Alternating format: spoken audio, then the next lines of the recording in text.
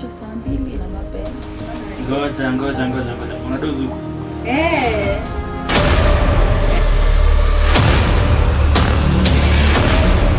Kesi gani?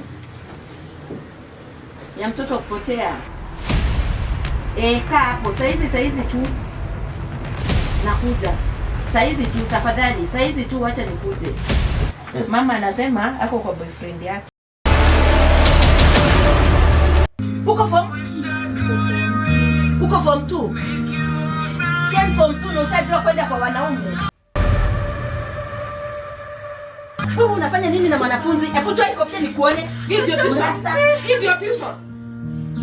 Unafanya nini na mtoto? Sasa unajua ni miaka ngapi utafungwa hapa? Na boyfriend yangu ungetikia. Mambo ya boyfriend unaniambia msichana. Fikiria kusoma.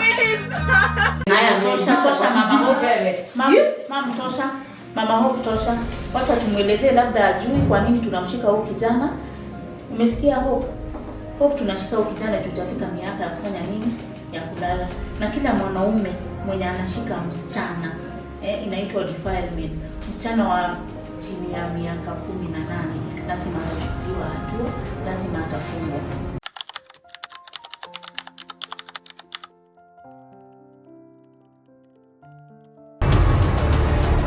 Between 11 years to 15 years, 20 years imprisonment.